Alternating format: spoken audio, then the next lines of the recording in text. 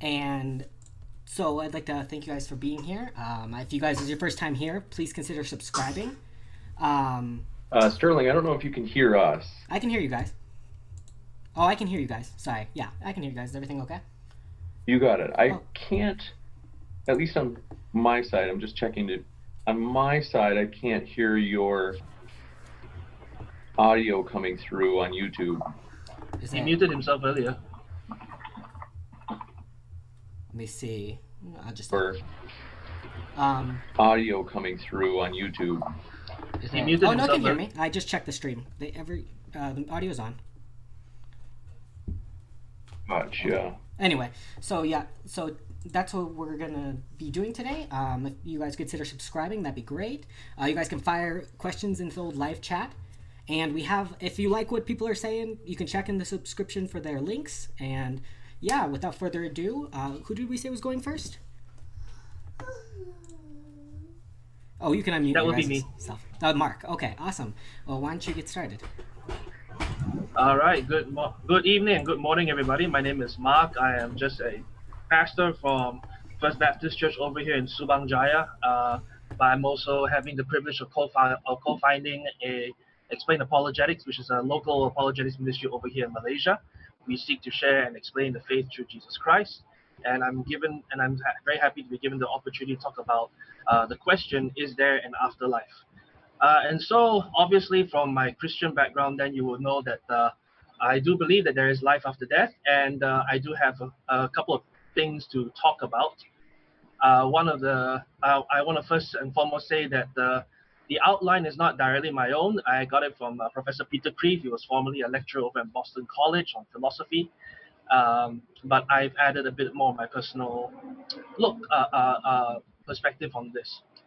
So the first thing I want to say about how I agree that there is life after death is the first point I just want to say is that I don't think there's any good reason to not believe that there is life after death.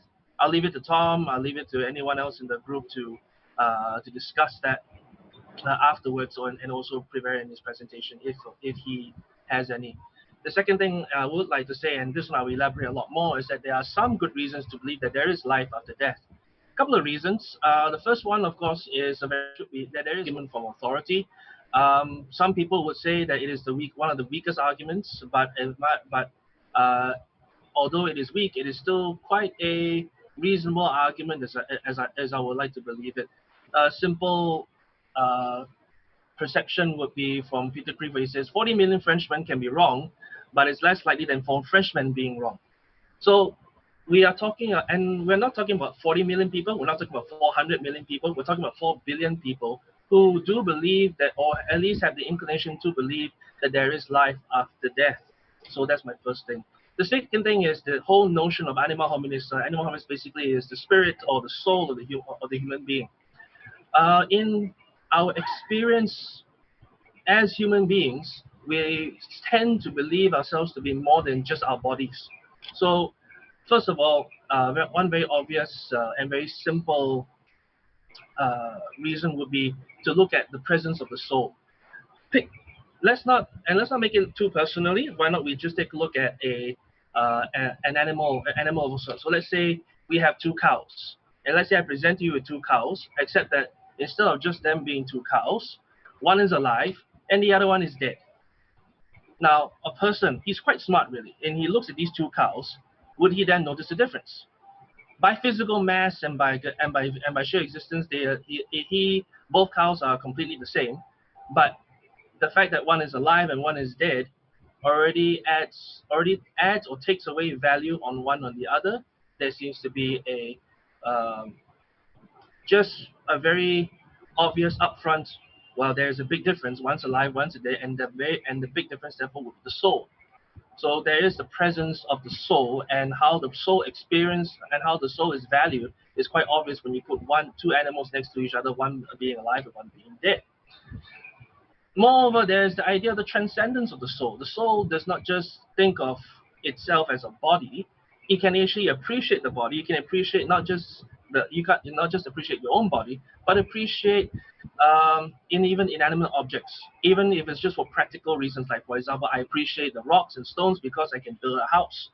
But the fact that we can do that tells us that we are more than just uh, physical beings. Yeah, they were more than just physical beings. That the fact that we can appreciate ourselves means that we are somewhat higher than just merely our own physical beings, and that will give credit to the soul. Third thing is the idea of the immortality of the soul.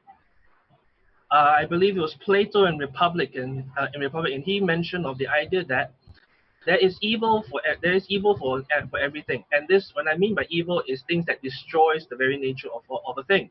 So, for example, rust will cause steel to decay. Mold for the corn, and even for the soul. Plato had said that the soul has something which makes it evil: injustice, intemperance, cowardice, ignorance. But does any one of these dissolve and destroy it? The answer is no.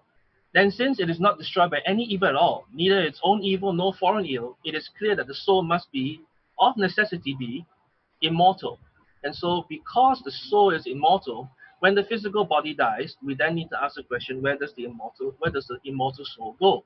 And therefore, that would be the premise on the idea of life after death, because of the immortality of the soul. Final point I have is on the very nature of God, the ratione Dei. Two natures of God comes into mind when it comes to life after death, and the first one is justice. True justice true justice can only happen if there is life after death. Now, what do I mean by that? If we think of if we think of the idea there is no life after death, and if we've done something horrible, criminal, terribly wrong, the best way out of it, therefore, suicide.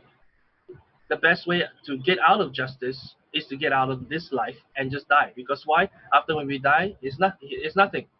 So Adolf Hitler, when he committed suicide in a bunker at the end of World War II, uh, he has practically won. He has nothing else to add, nothing else to add, and there's nothing we can do about it. But if there is life after death, then the nature of justice, which is then full justice, which is the nature of God, can come into play, because the soul is immortal, and therefore he has to pay the immortal consequence. And second thing about the nature of God is love. Love is an irrational thing. It seems very natural for us to do things, but it's also very irrational. When we have loved ones and they pass away and they die, we grieve. Is it because why is it that we grieve? Is it because we have sentimental value? Well, that could be the reason why some people would cry and mourn and grieve over their loved ones. But most likely, the trigger of it all is that we will feel it in our heart, albeit a romantic notion, but it is there, that our love for the person is inseparable. Our love for the person is very different from loving another person. I cannot just simply replace one loved one with another loved one. It will never be exactly the same. And what is the nuance of that difference? It will have to be the uniqueness of the person's soul. So, of course, as a Christian, I would say that for God so loved the world, He gave His one and only Son, so that whoever believes in Him shall not perish but have eternal life. Now, of course, people say, but He perished, He died, which is why my final argument, and the only, well, I can say personally, the only reason why I will even believe that there is an afterlife is because Christos anesti, because Christ has risen. So, because Jesus Christ had risen from the dead, that is the foundation belief of the Christian faith. That is the reason that will be the only reason why that there is an afterlife. Why? Because Jesus did die, but He did rise back to life, and therefore there is an afterlife. And if not by His miracle, or actually most likely by His miracle, by adding to His miracle, the other thing that we can say is that if it is true that He has risen from the dead, then whatever He has said also must be true. And what else has He said? He said that I go and prepare a place for you. I am there. I will come. I will come at the end of time. I will come at the end of times, and there'll be no more grief, no more tears. And this is the hope, the true hope that we have as a Christian when we talk about life after death. And I find this to be a lot more relevant today, especially with the number of rising deaths over because of this COVID-19. And one thing that we can say is that one of the sheer reasons why we can still have hope and be willing to fight on is not just the value of the life that we have now, but also the hope that we have in life to come. So these are the points I have regarding how I believe there are some good reasons to believe that there is life after death. Thank you for the time. I now pass the time over to Brenton, who will be sharing the next points. Hey, folks. Thanks for that, Mark. My name is Brenton Langle. I am a poet, playwright, comic author, and I'm also working on a novel. And this is a subject that's actually really close to me. The question is there an afterlife? And it's one of the most fundamental, important, and compelling questions in all of human history. The riddle, or perhaps joke, of death is something that is at the center of every major religious and spiritual tradition. We are creatures that find the concept of our own inevitable annihilation to be exceptionally distressing.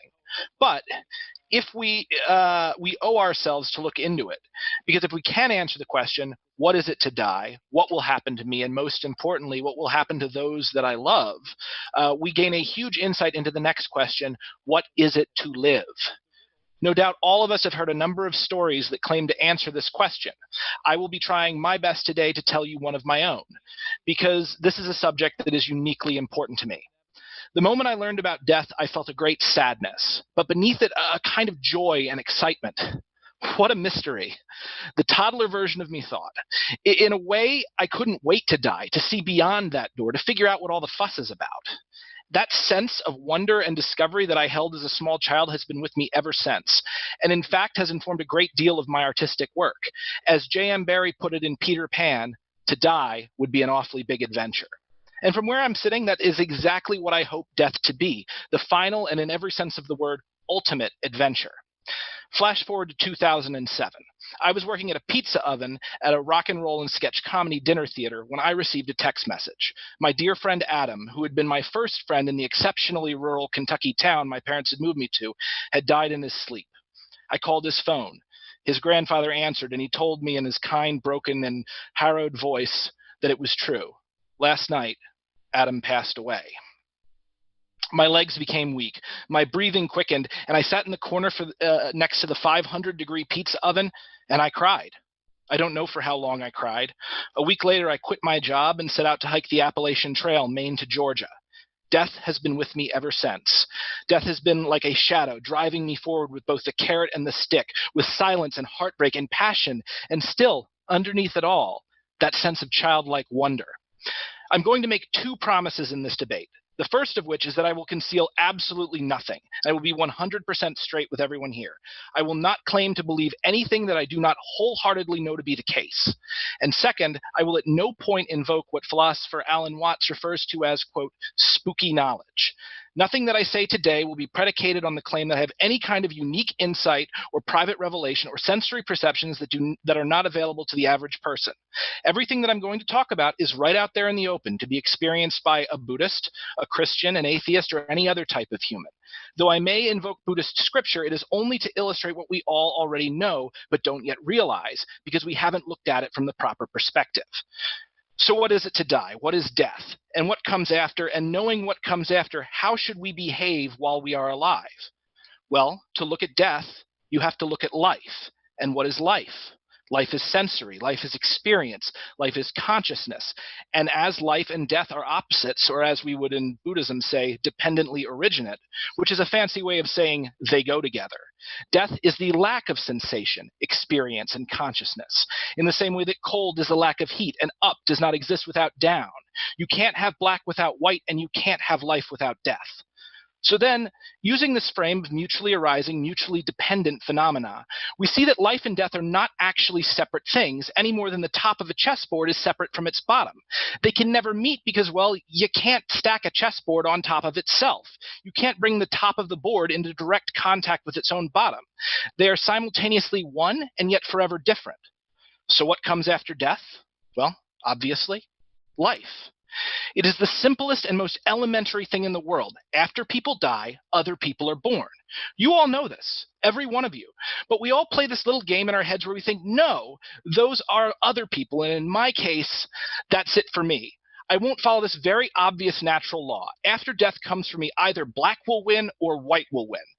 Well, that's as absurd as saying that an army of ups would suddenly invade and defeat and colonize down, and suddenly everything is up all the time. So what will the afterlife be like? Well, really, you all already know. It won't be like being buried alive. No one's going to set you on fire for eternity, and it's certainly not going to be like being in the Elysian fields or a never-ending church service. If anything, death will feel very much like it felt before we were born, as in, it won't.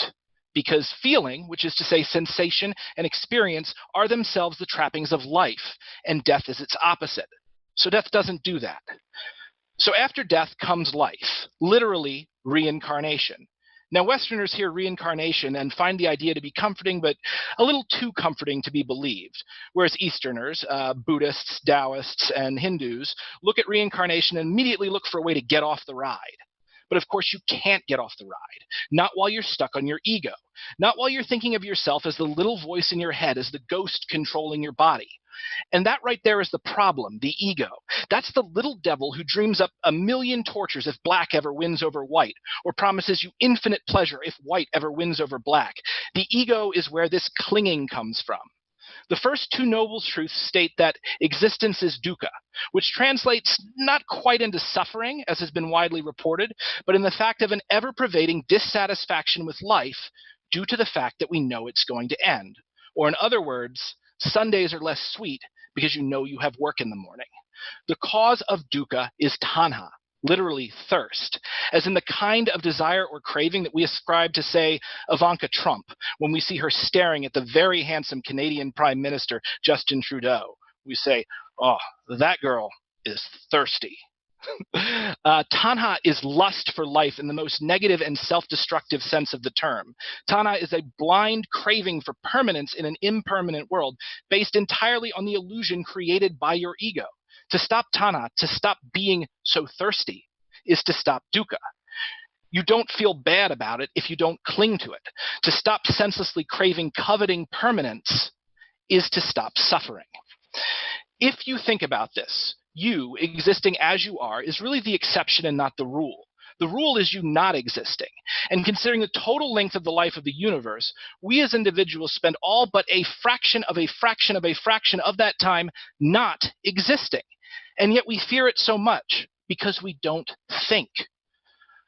But if the only universal constant is change, and I think that is correct, then you already have an answer to the riddle of death. If everything changes always, then eventually the state of you, being dead or not existing, also changes. We know this for a fact because for billions upon billions of years, you already didn't exist. And then that changed, and everything will change back. You are born, you die, you are born again, in infinite combinations and sometimes the same combination. If you think about it, this is actually the best of all possible worlds, because you get to have your cake and eat it too. You get to relive your life in exactly the same way you're living it now, and you get to have infinite variations, and you get to live a life of an infinite multiplicity of lives in every form after every fashion imaginable, from peasant to king to fruit fly. You get to be all the saints and all the sinners and everything in between, and through it all, the thing that makes it both meaningful and painful is the constant anticipation that this time might really be the last. But it never is, because there is a polarity to life. It's like a wave, and you can't have the crest of the wave without the trough. And it's been like this from the very beginning and will always be like this. Existence is endless and ever-changing. So if your current temporal state isn't the real you, and honestly it can't be, then what is the real you? Well, if you're the exception, then the rule is the real you. And what is the rule? The rule is the flux. It is the dance of energy. It's all of this throughout all times and places, all galaxies. That's the real us. As G.K. Chesterton put it, the million masks of God. We are quite literally everything that there is. Everybody is I. You all know you're you. And to realize this not on the intellectual level, but at a visceral level where you know it, where you believe it and feel it in your heart, and you know that rascal, your ego, isn't really there, except as a voice and a source of fear for 80 or so years. That is enlightenment. That is nirvana. Literally, to blow out, as in, phew. And that's really what a Buddha is. It's just someone who realizes this. It's someone who has seen through Maya, the illusion, to what reality actually is and how we are all connected. Nam Myoho Renge Kyo, the mystic law of the Lotus Sutra, called mystic because it's hard to understand. It is hard to see what we are faced with, all this struggle, uncertainty, pain, and impermanence of life, is something that is at its core essentially playful rather than serious. That's why I call death a joke, because it is. It's literally a joke. It is a trick that you, I, we all play on ourselves, because it's very exciting to imagine that the darkness or the light might win. It makes for great fiction, but also it causes a great deal of confusion, frustration, regret, and misery if you take it too seriously. So, exhale. Breathe out and know that the next wave, the next breath is always coming, because that's what the cycle of life and death is. It is a dance of energy. It is vibration. It is pattern. And we're all supposed to dance while the music is playing. So dance, and don't worry about it so much. Thank you. Awesome. So, Tom, you can go ahead and go into your opening speech. Man.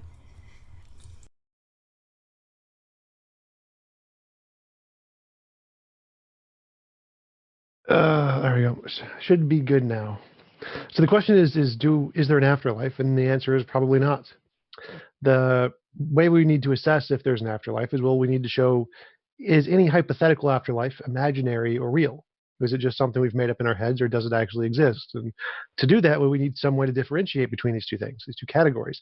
Now, we can make up lots of stories that sound nice and mystical and give us hope and justice and passion and rewards after we die, which is what humans always do, because that's what we would like. Like, we imagine our lives going better tomorrow than they did today. But there's not actually any evidence to support that. It's just kind of a made-up assertion.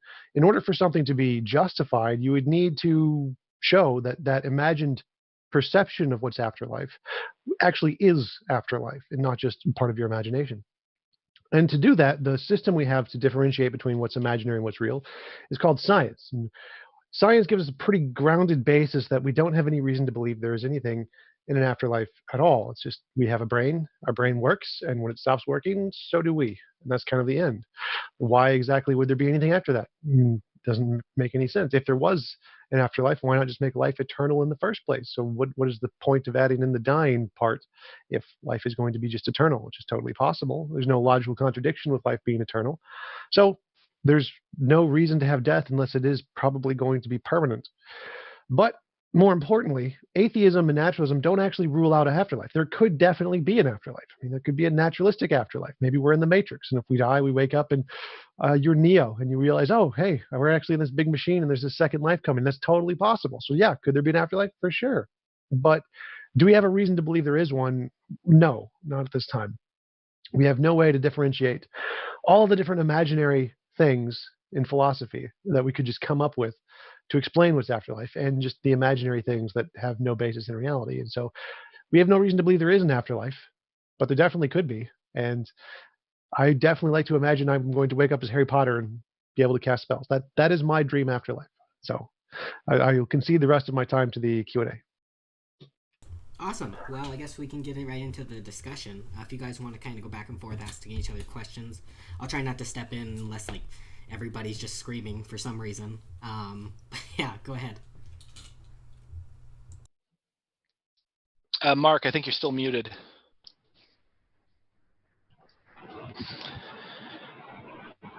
Okay. I guess I'll start some things off.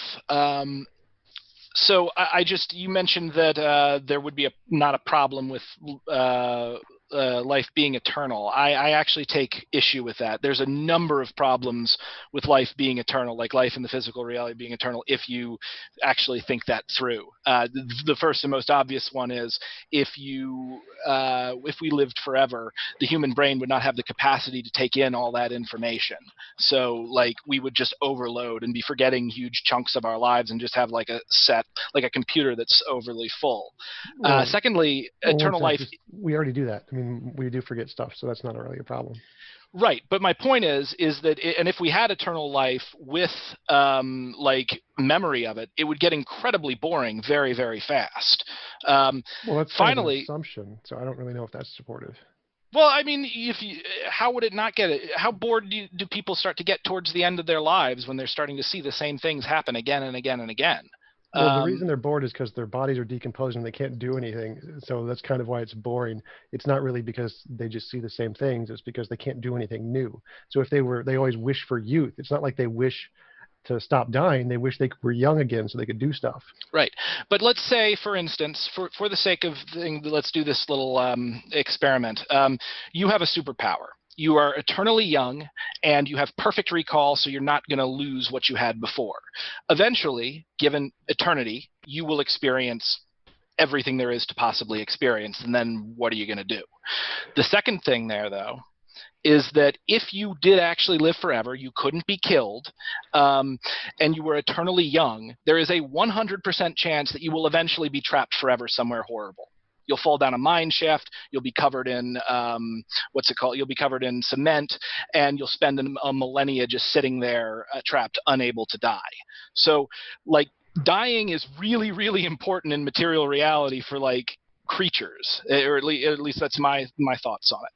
Well, yeah, I would disagree with those 2 points. One is that if we're eternal and young forever, we wouldn't necessarily experience everything. That actually, we can prove that false using Cantor's diagonal mathematical proof that you can't actually experience everything. You can only experience a finite, countable, infinite number of things, and there are more than a countable, infinite number of things. So you couldn't actually experience everything. Okay, but we'll say pedantic. You could experience enough that everything becomes an old hat.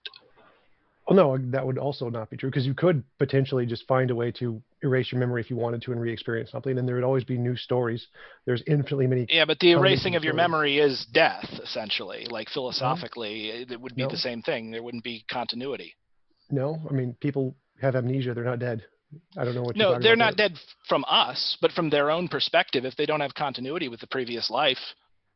No, death is the brain death where you stop experiencing consciousness. As long as you keep experiencing consciousness, you're still alive. So it doesn't matter if you remember anything or not. Yeah, that might make a point from like somebody's that might make sense from outside, but from inside, I don't see the difference.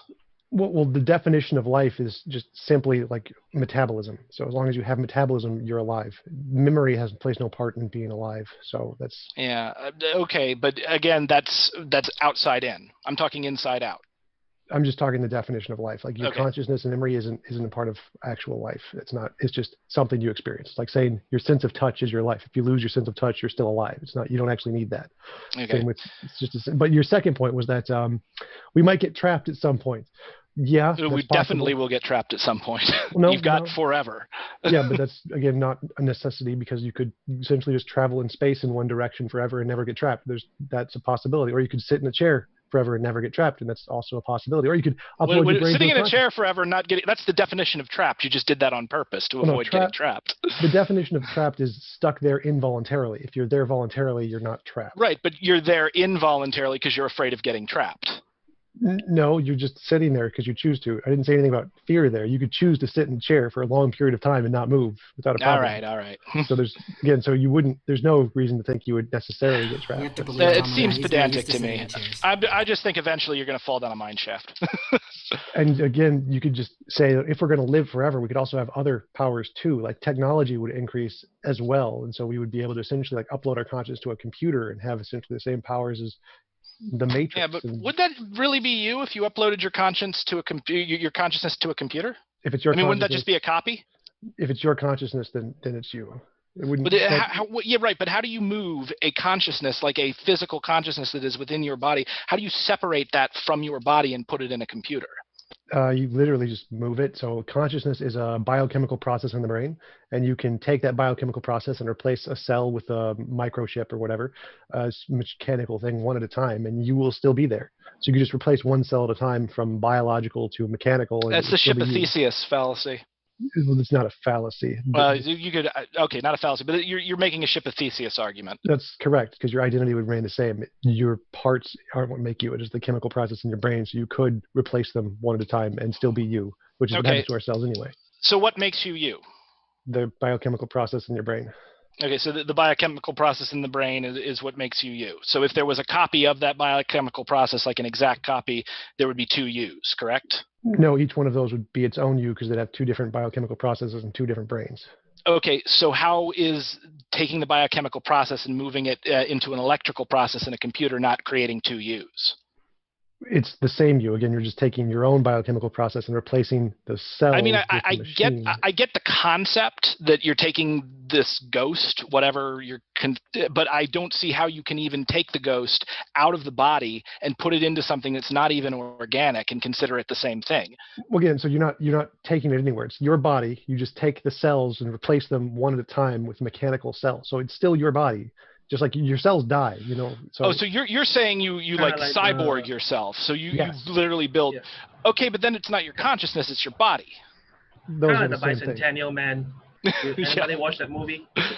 With Yes. Robin Williams, I haven't seen it, but you guys should talk about it. Yeah. But yeah, so your body and your You're brain talking and about consciousness are the reverse same order thing. then, because the Bicentennial Man, for example, he had consciousness first, was developed, but then he decided to develop organs so that he can degrade and die.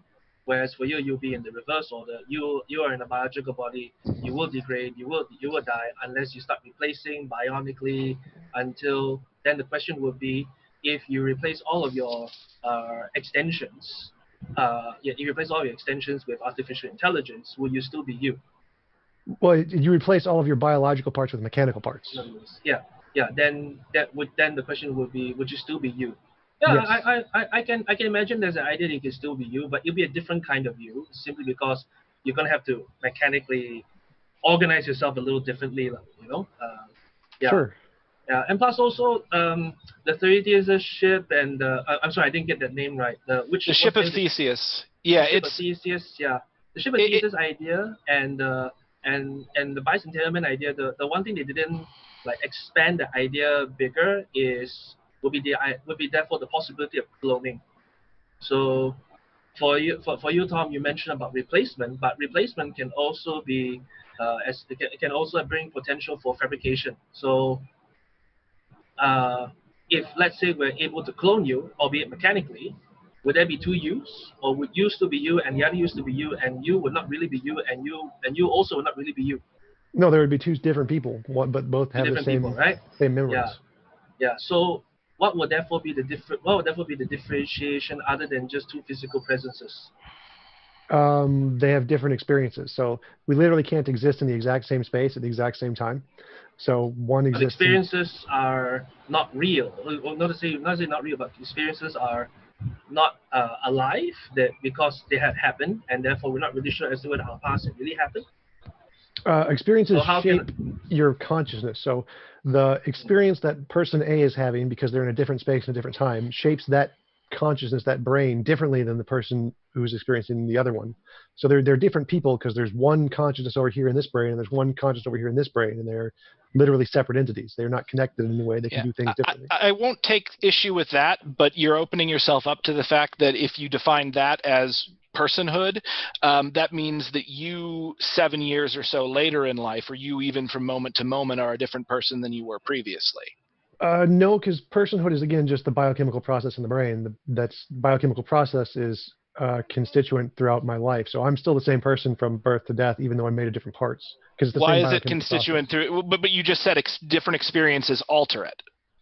So right. So they're two different people because there's two different biochemical processes both going on at the same time, but in different locations. If they were one person, they would be the same biochemical process, or they would be connected biochemical processes in some sense. Because they're separate, they're different people. So to follow this down, I know this couldn't happen, but let's say by some magic or by some technology, we create an exact clone of you with exactly the same biochemical processes, and say we use a simulation to have it have the exact same experience as you have at all times. Is that two yous, or is that two separate people? Still two separate people because there's two separate biochemical processes. In fact, So is it the experiences that make it, or is it the biochemical processes? No, those are the same thing. The experiences cause the biochemical process. Those are connected. So what makes them separate is that they are literally physically separated. Whatever happens to one will not cause an effective change to the other, which means they are literally separate things. It's the law of identity, A equals A. And if there's different properties in one than the other one, then they are not the same thing. And so if they are like in different spatial areas, they are literally not the same thing. So they are just two different biochemical processes, even though they share every other property exactly alike. Simply because they are like different locations and not connected, they are two different people.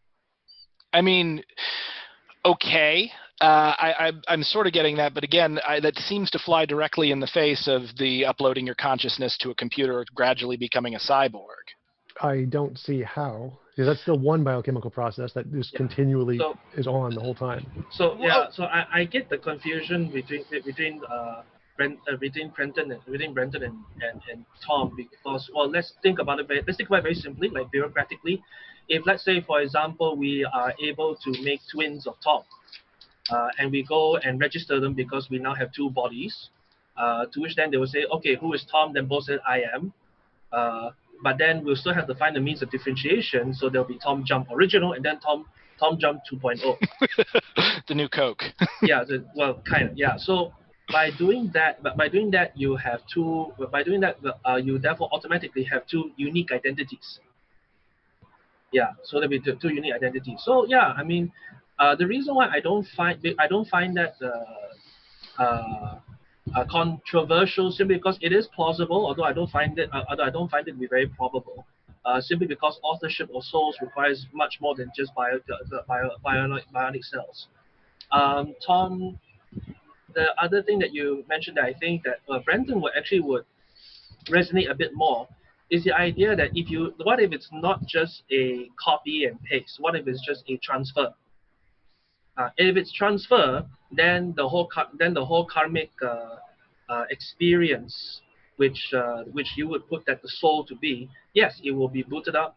It will be booted up over. But because Tom, I think one thing Brenton that will differentiate with you is that when you go into the computer, or even from a computer to another bionic cell or another mechanical to bear your conscious identity, it would still be quite different, because the appendages of which you had first experienced yourself to be will be quite different from what you could possibly be.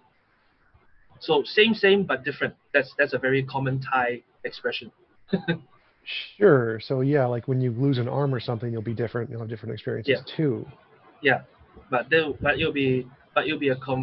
you do a full body transfer, it will be a complete difference, because not even one appendage of you will follow you, and therefore you will be different. You won't be TJump anymore. You'll be Tom Tan. You'll be one of my cousins, maybe. Yeah.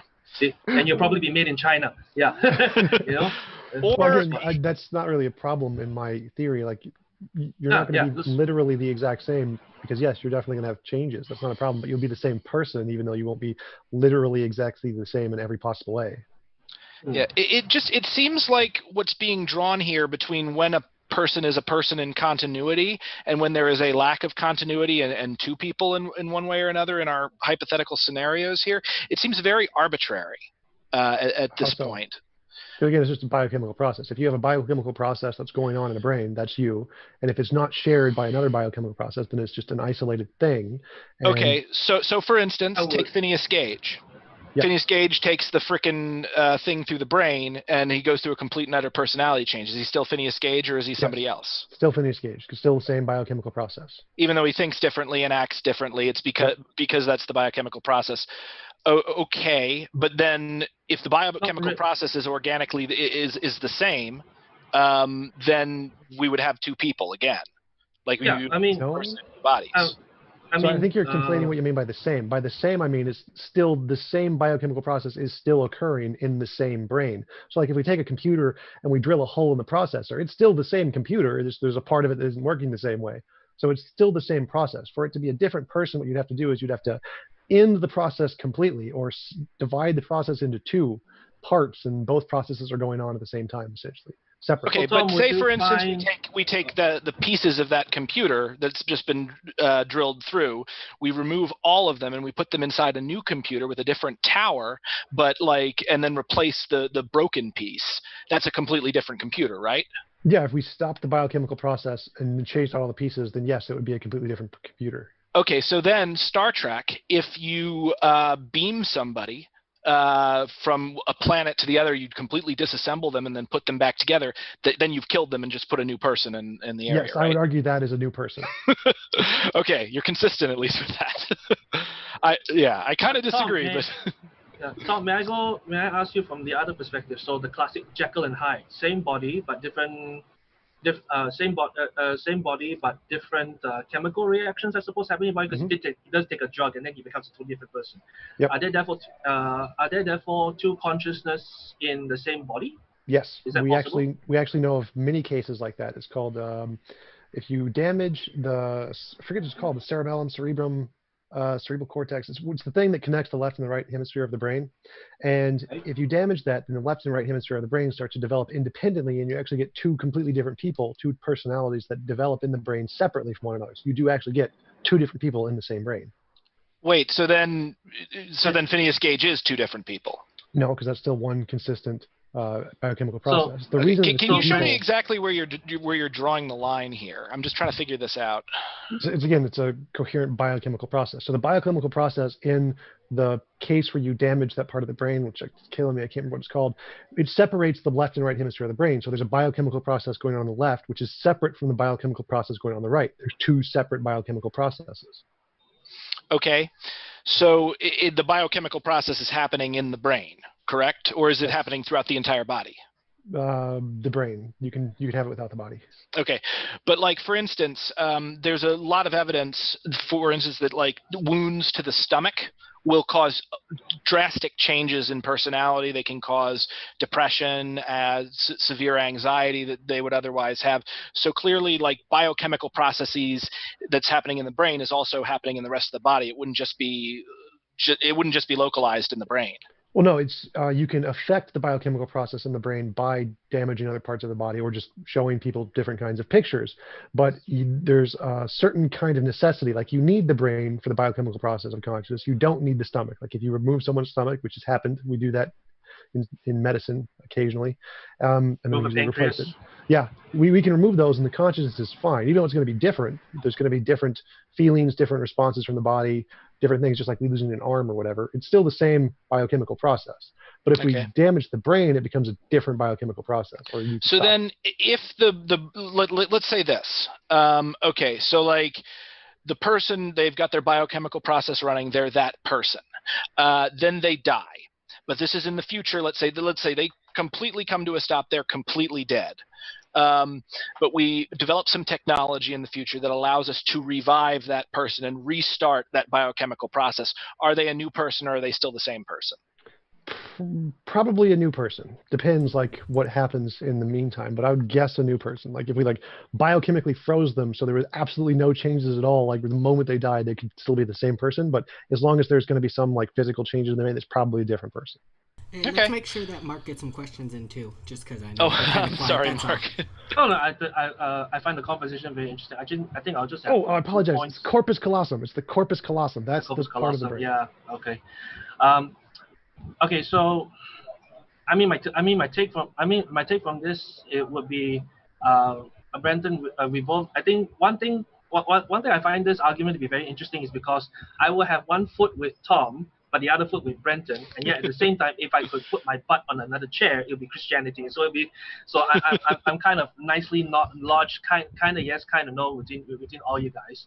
So I think Brenton, what you and I will find a little bit interesting for what Tom is mentioning is that we have to understand that for him, hardware is secondary, software is primary.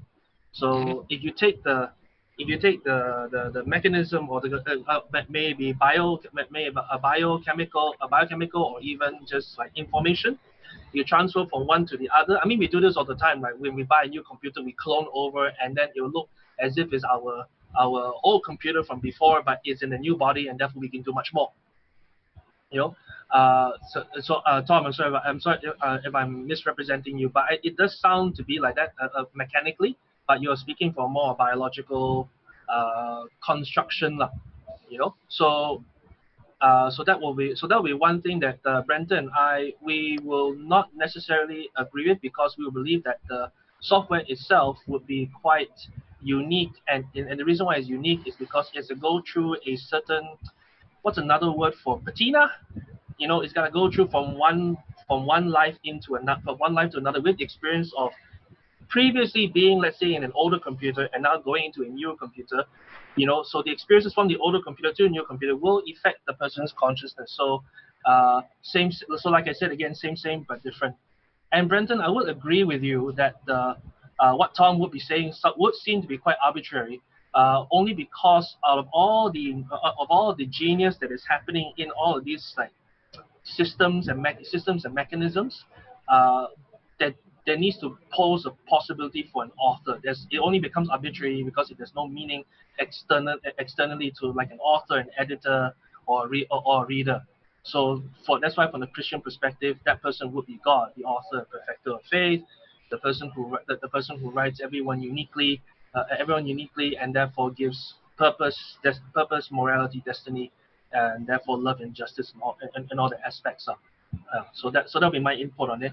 One question for Brenton, because in your description earlier you mentioned that because of the karmic circle, dukkha, tatna, the nirvana, and then the hope is to pursue the nirvana.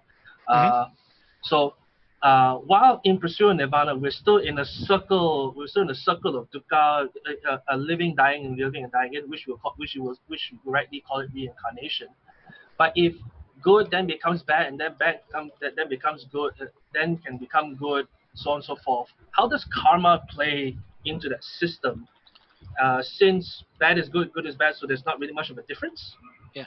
Well, in a way, there isn't really much of a difference, and I really appreciate you used karma correctly, because a lot of people, like in the West, tend to think of it like it's a video game, and if you do something good, you get good points, and do something bad, you get bad points. They get stuck to your soul, and or an 18+ book any 18+ book, which is the first name of sutra. Yeah. So,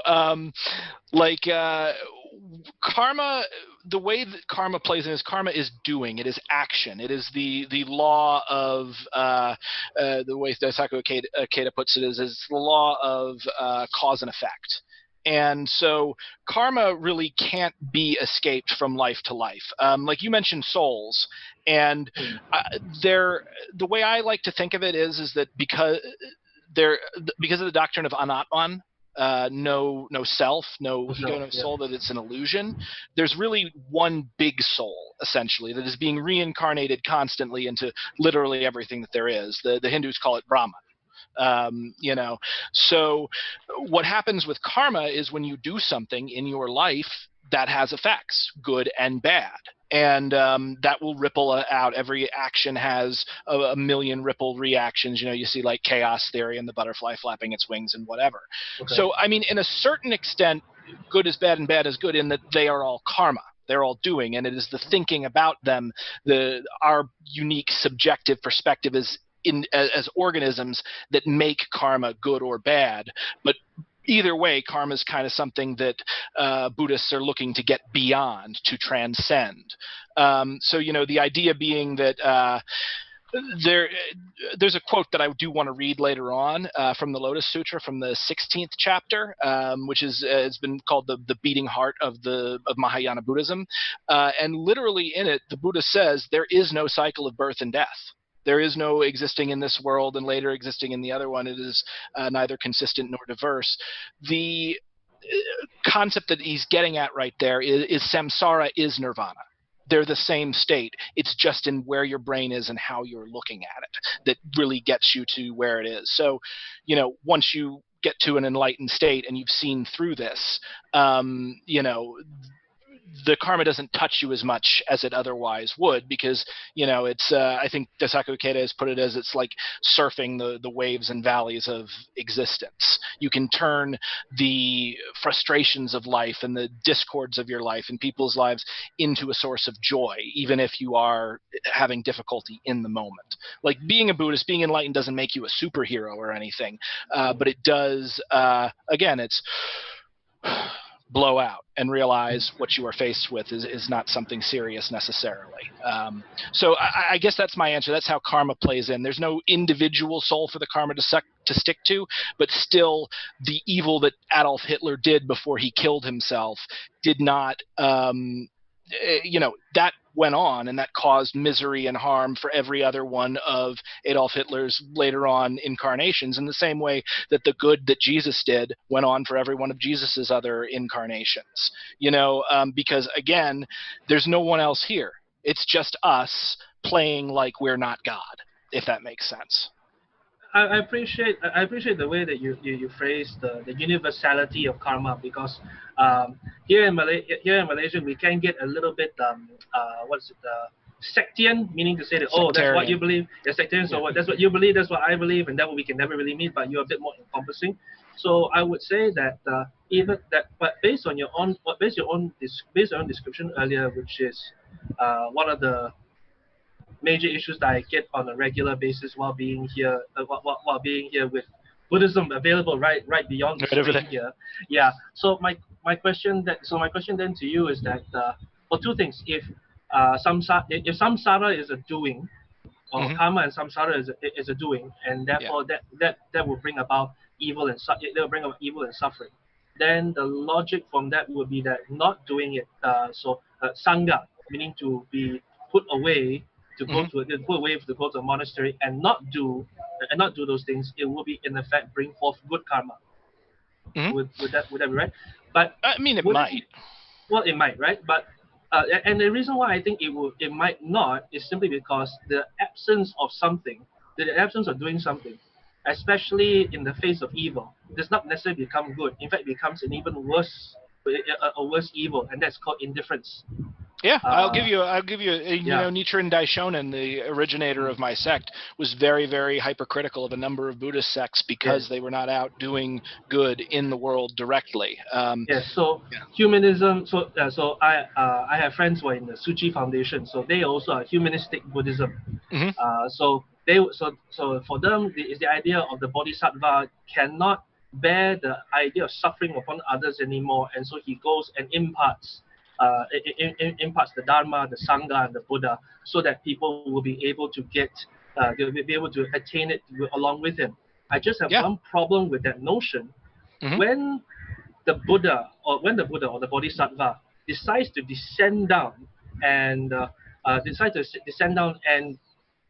wishes to share Dharma, Sangha, and the Buddha, wouldn't that in itself be a form of tanat, and therefore he would disconnect himself from his bodhisattva?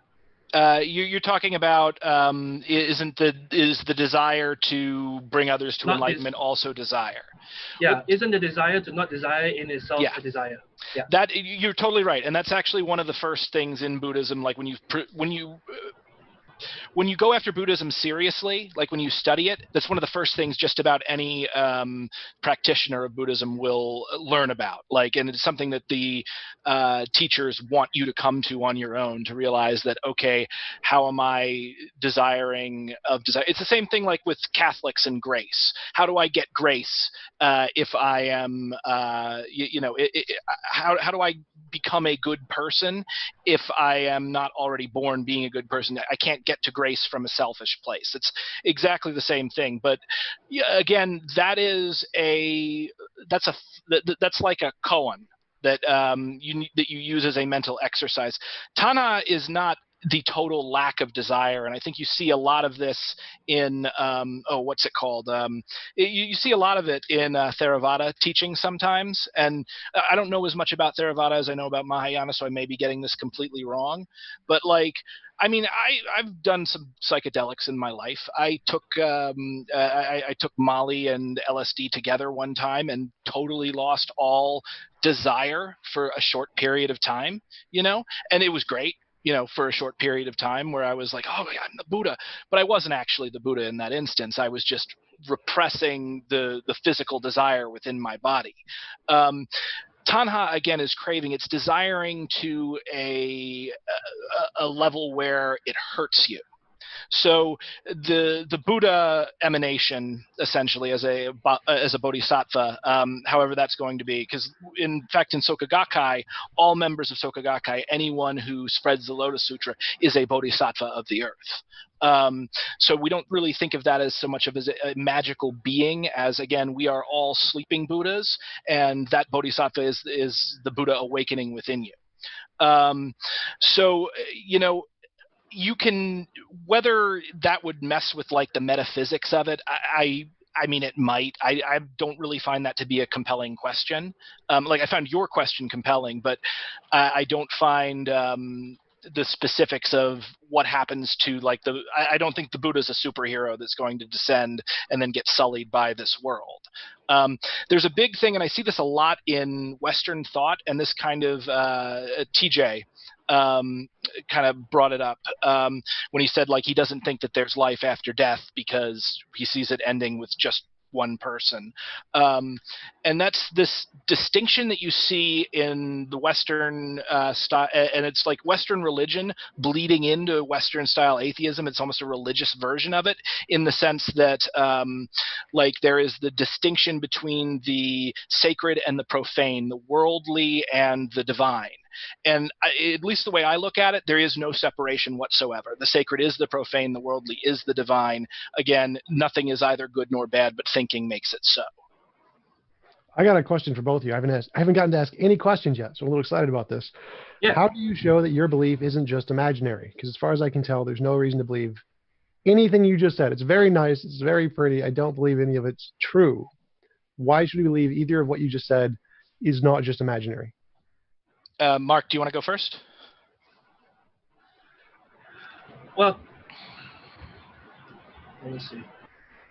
So TJ from heart to heart, I would say this. It is true that if it weren't for the claims of Christianity, I would rather believe that there is nothing else after life, and simply because it's very convenient. It will be the same convenience of thought which people would have had, that if they had a very sucky life, never mind, it's going to end. By the same time, those who had left a very good life and then it's going to end, and then it was also going to end, at least they can say, oh, I ended in a high note. But for me, the issue would be on just two main things. One is from the argument from authority, and yes, you can say that, well, 40 million people can be wrong. In fact, millions of Germans got it really wrong when they voted right. Yeah, I can agree with that. But we're talking about billions of people throughout history, discussing and dialoguing, and there were a number of atheists. I mean, even in the Jewish community, there were the Sadducees who believed that there's nothing after life, and we are been arguing and discussing about that.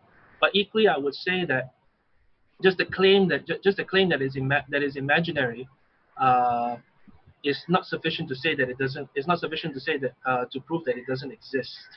However, as long as the idea is probable, then it is something worth to dialogue and discuss about. And Pascal's wager also comes into play into this. I mean, like, for example, let's say there's nothing. Let's say you're right, TJ. If there's nothing, then never mind. I lived a very good life. I have a wife, I have a daughter. I'm in sunny Southeast Asia. It never snows here. It's nice and warm all the time. Sometimes a little too hot. I'm thankful. And if I die now, if I keel over while eating my 4th bowl of rice, I will be. That's absolutely fine. But if there is a consequence, let's say there is karma, for example, to Brenton, then yes, it gives me a bit more, it gives me a bit more holding upon myself. Upon myself. a pause and therefore a moral distinction that I probably would need to live something which is a bit higher than myself.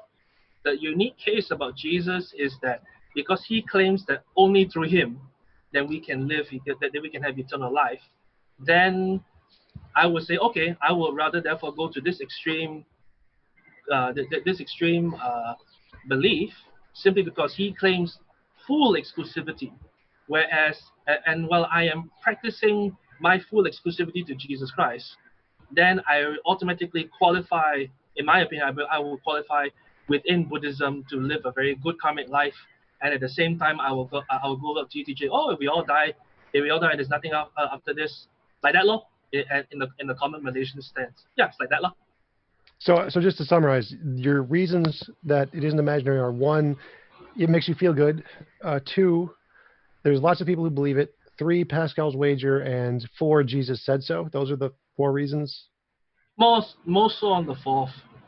If the fourth wasn't real, then the other 3 I'll just dump it. You know what I mean? Okay, yeah. I don't see any of those as actual reasons to believe something isn't imaginary. Like, lots of people believe it is like I'm not just a surprised. bandwagon. Yeah, I'm not surprised, TJ, because you have asked a number of other people far more qualified in Christian theology than me. I have followed you in a number of your videos where the title is the same. Is there good reason to believe in God? And I will concede to the simple fact that if 3, 4, 5 different kinds of philosophers and theologians can't convince you, then I'm not even going to attempt and just say by that law. Yeah, so I just hope that in the end of the day, Bill Craig says it the nicest in that I hope one day that you will have that experience, and from that experience, then transcends from the idea of an imaginary to reality. Oh yeah, I totally understand that sentiment. Yeah. But the point I'm making is that those arguments we can show, those can't differentiate between what's imaginary and what's real. We believe things that make us feel good, even though they may be imaginary. And lots of people believe things even though they may be imaginary. Like, most people used to believe the world was flat at one point, and that doesn't mean that was more likely to be true just because everyone believed it. And most people like to believe that afterlife is like a good thing. Like Pascal's wager, an afterlife under atheism is equally as likely as an afterlife under theism. So either belief is equally as likely to get you reward. And Jesus, I don't think, like, the testimony of the Gospels doesn't show that wasn't imaginary. It's just testimony. So none of those arguments we can show. Those arguments can't differentiate between imaginary and what's real. And that was kind of what I was asking: is how do you do that?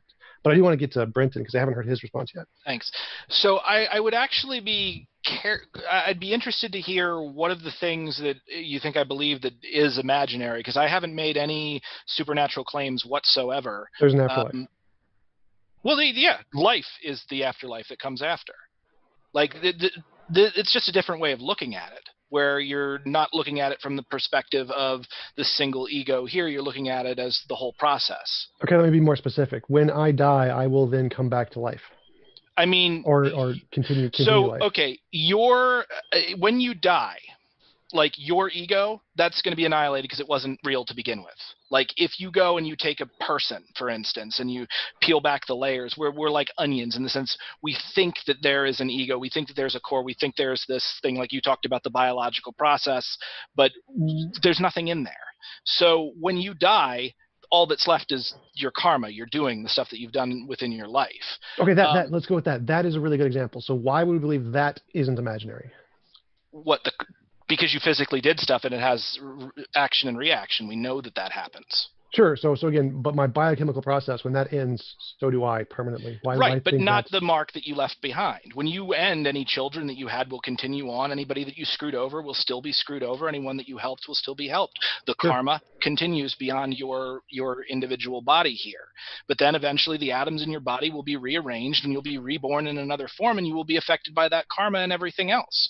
That part, the reborn part. Like, why think that's not imaginary? Well, because it's obvious. After people die, other people are born. After animals die, other things are born. So you just look at the process from a blown-out standpoint as opposed to from an individual, egotistical standpoint. Well, I grant that new things are born. Like, evolution creates new species all the time. But why think the old species, the me, is going to come back? If I can translate a little bit so that maybe we can be on a middle ground about this. I think This principle that there's this principle of conserving of energy conservation, where the Yeah, idea energy can that neither energy, be created yeah, nor destroyed. energy can never be created or destroyed, so therefore it just transforms. So I've heard that from the Venerable K.C. Guru Dhammananda. He's a Theravada Buddhist. He was a Theravada Buddhist over in Malaysia, and he says, yeah, the concept of energy is just transformed. But when it transforms, is that energy still the same energy, or is it a different energy? To which then the answer is, it is the same energy, because in the end it's one energy, but just transforming within itself. Yeah, So exactly. So that's yeah, the thing so that's real. Not you, TJ. You are actually the dream, and the reality is the energy itself. and just the differentiate between Brenton and myself is that for him, he will put the ideas that that energy is the conscious, is the being and the re-being.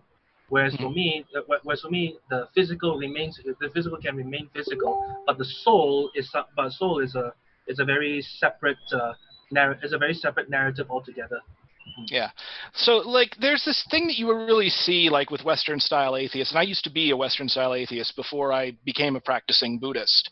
And I think it kind of comes from the fact that in Christian tradition, a lot of times Jesus was associated, like, and especially God, like, God, our version of God, comes from Zeus. From the Greeks. That's why he's got the long beard and the robes.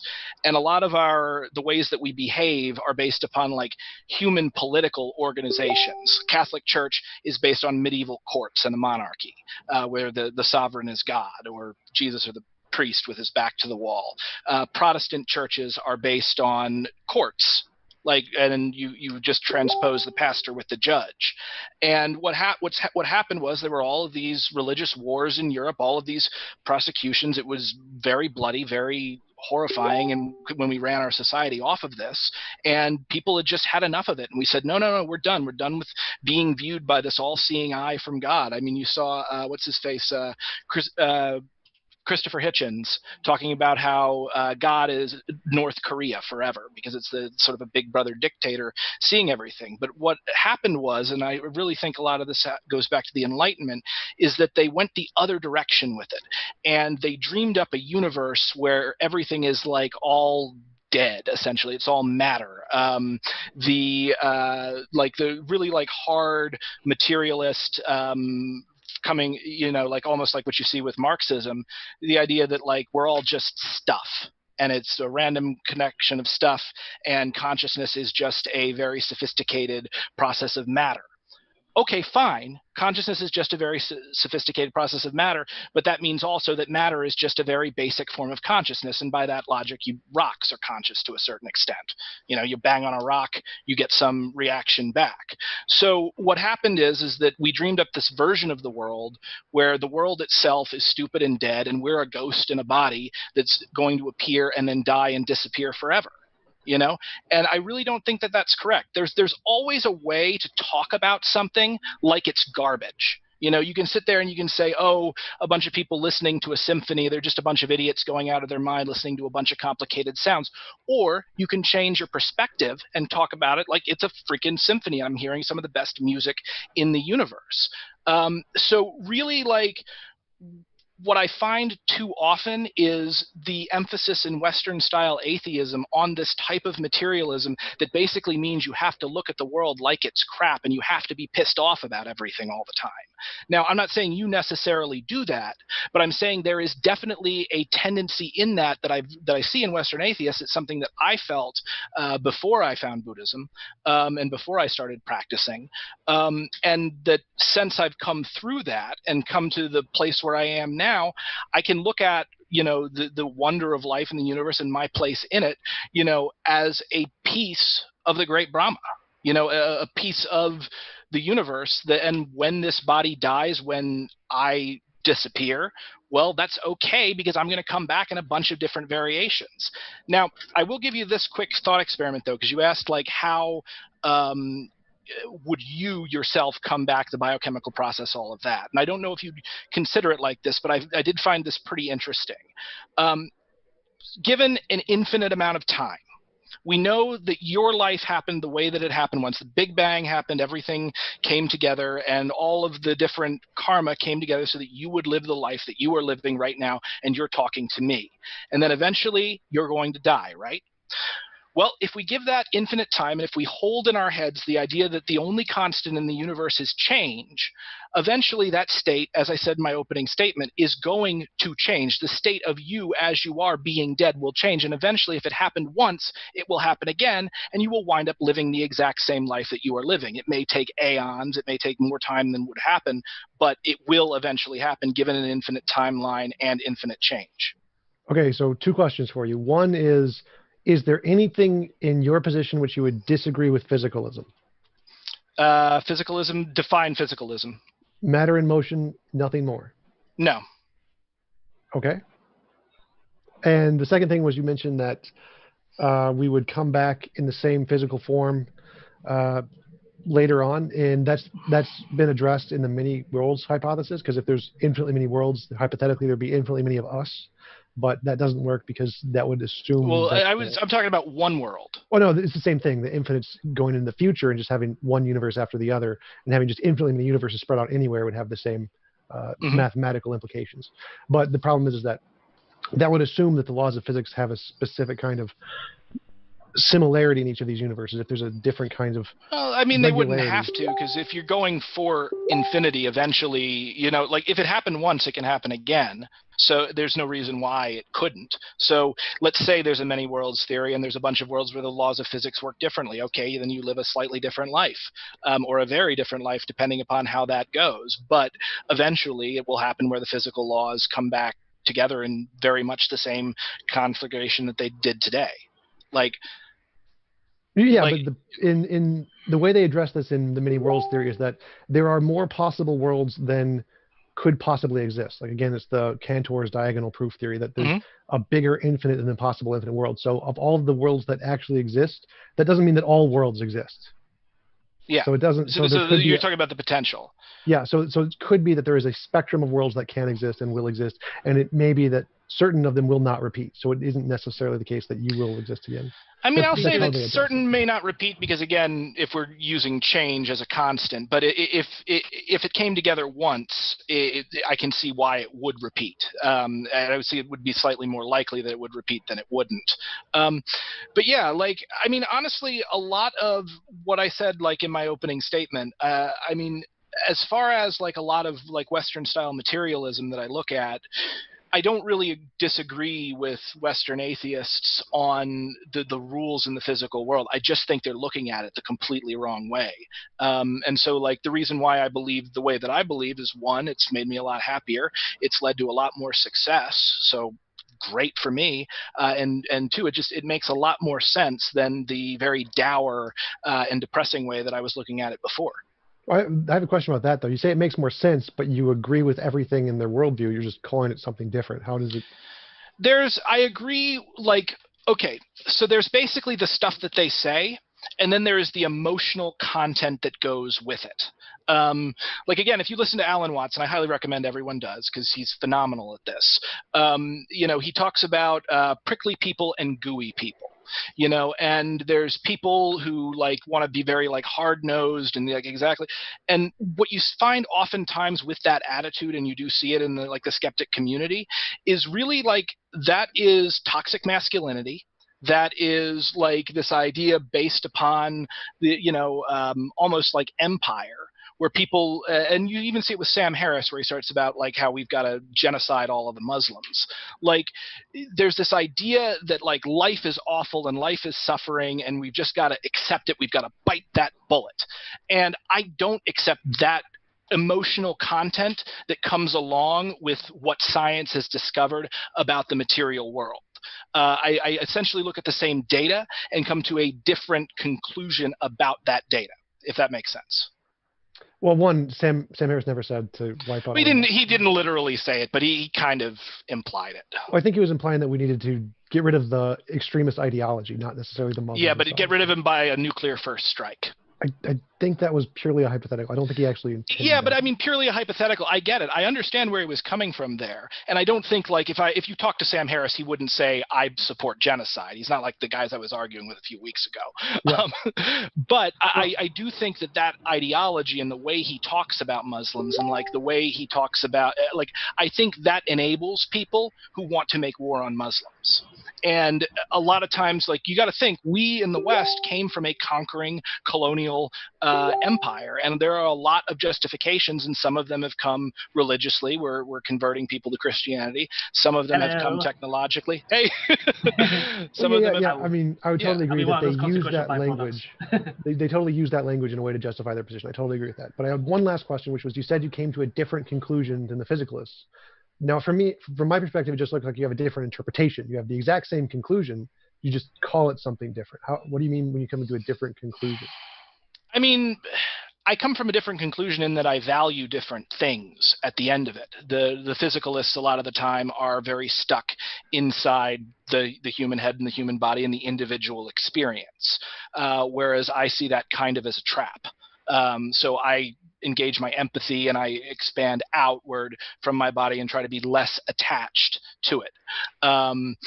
And as a result of being less attached to it, I'm happier, I'm more successful, and I'm far less worried about death than I would otherwise. And I don't actually have to believe in magic to come to this conclusion.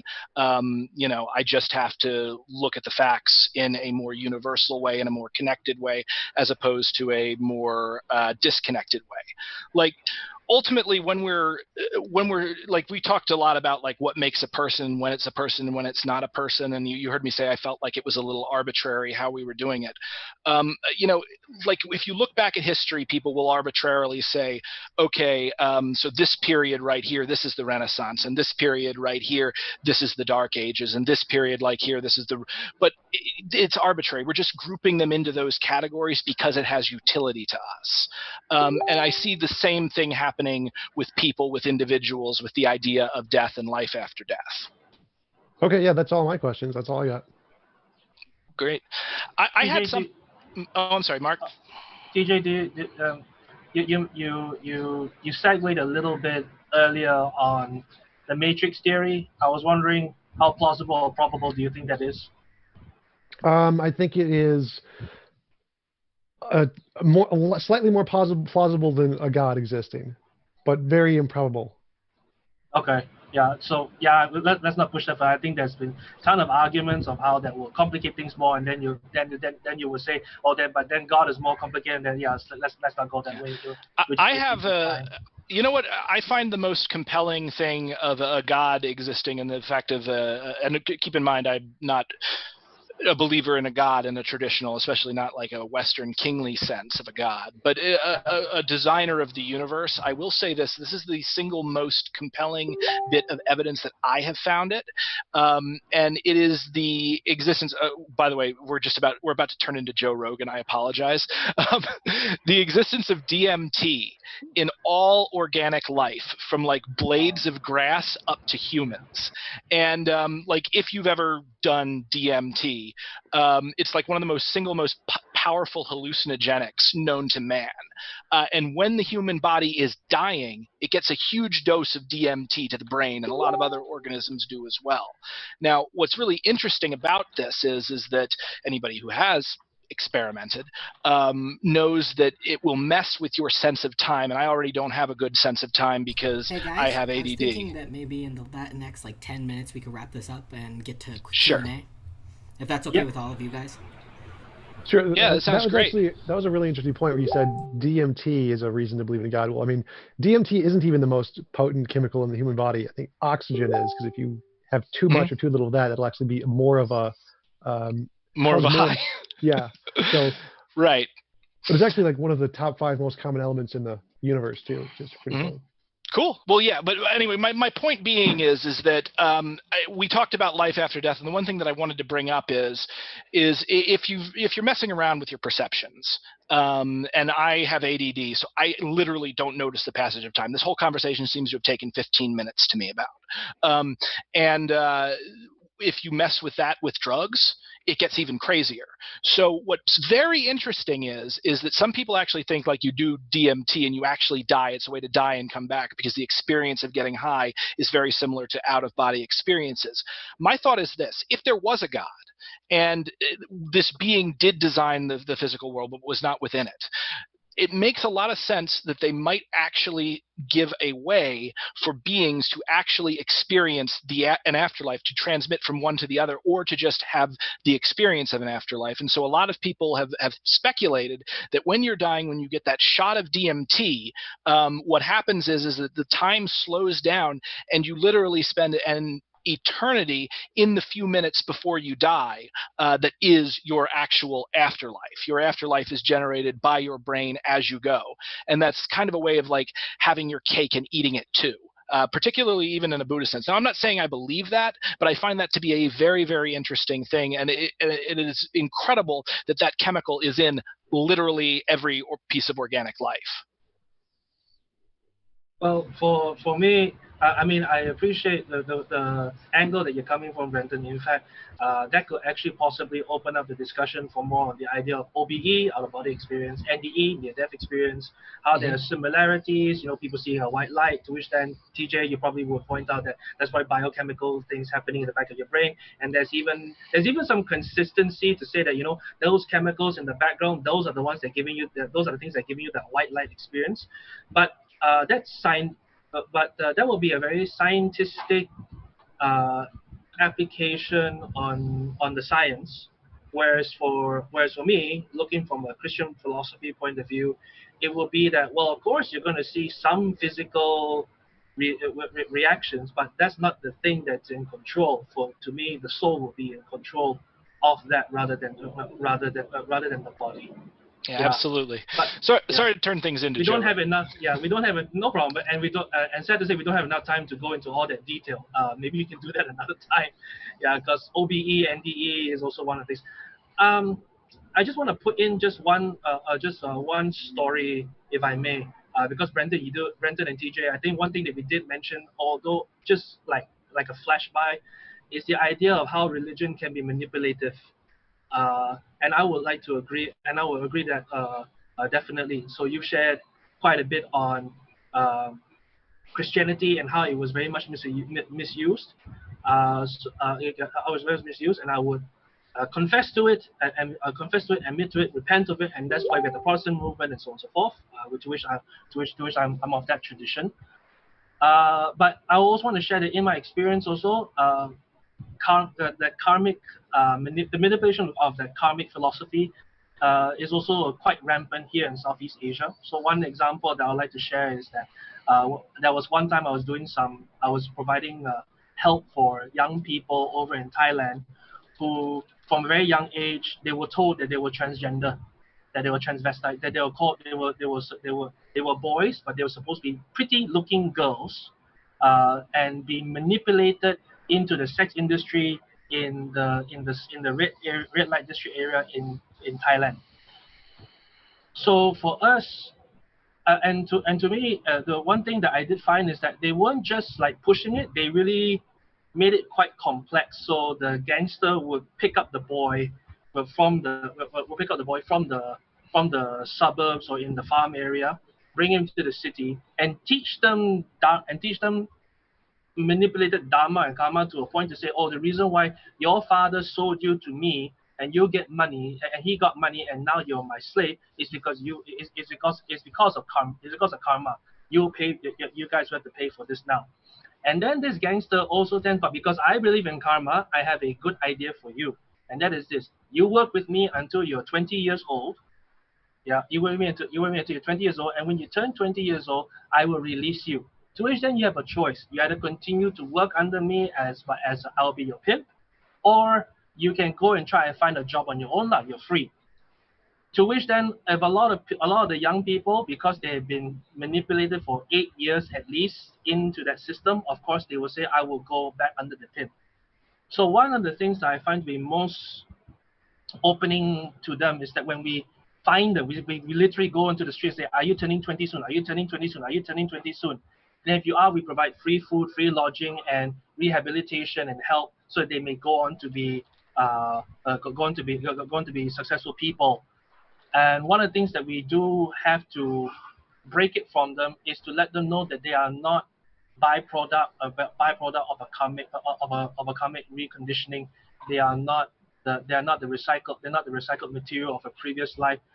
you probably were not evil in the life before. You were just very much manipulated in this life. Yeah. Then for us, for us, the cure for that would be that the gospel renewal. It renews them. It gives them a new life. It gives them a new life experience. It gives them a new stage to life. And that's why one of the testimonies of that would be the champion cheerleading coach in the southern district of Thailand was one of those boy slash girl now back to a boy, finding new life, new hope in Christ, and did not think dying was going to help. Did not think dying literally was going to help them, but at least putting to death what happened to in the past and finding it anew in Jesus Christ actually helps. Actually gave them that new visage of life. So not just breathe out, but breathe back in anew. Yeah, you gave them an excuse to change their karma. I love it. Yeah. All right. So are we doing like a closing statement, or are we just going straight into the question and answer? I'm good with just Q&A. If you Same guys, do you guys want to do a closing statement, or do you guys just want to go right into questions? There's a thing I want to read, but if people are anxious to go straight into the questions, I can like post it elsewhere or something. Okay. I think that probably. I will have to be right back. I seem to have an urgent call. I'll be right back. To me, 1 minute. How long is the thing you have to read? Yeah, go ahead and read it. It's pretty short. Okay. All right. So this is On Death by Khalil Gibran. You would know the secret of death, but how shall you find it unless you seek it in the heart of life? The owl whose night-bound eyes are blind unto the day cannot unveil the mystery of light. If you would indeed behold the spirit of death, open your heart wide unto the body of life. For life and death are one, even as the river and the sea are one. In the depths of your hopes and desires lies your silent knowledge of the beyond. Like the seed dreaming beneath the snow, your heart dreams of spring. Trust the dreams, for in them is hidden the gate to eternity. Your fear of death is but the trembling of a shepherd when he stands before the king whose hand is to be laid upon him in honor. Is the shepherd not joyful beneath his trembling that he shall wear the mark of the king? Yet is he not more mindful of his trembling? For what is it to die but to stand naked in the wind and melt into the sun? And what is it to cease breathing but to free the breath from its restless tides, that it may rise and expand and seek God unencumbered? Only when you drink from the river of silence shall you indeed sing, and when you have reached the mountain top, then you shall begin to climb, and when the earth shall claim your limbs, then shall you truly dance.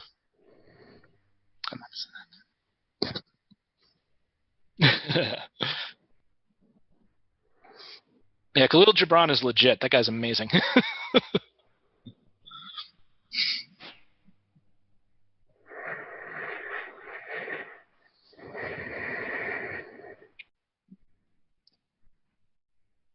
He shaved both off, just to be clear.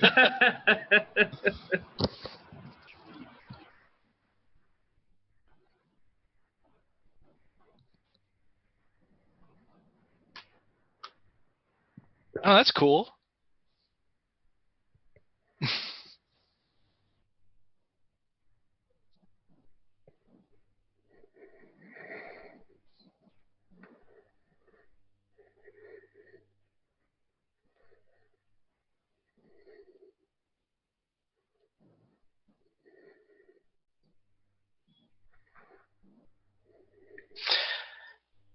I mean, blown out as not. So there's a big confusion.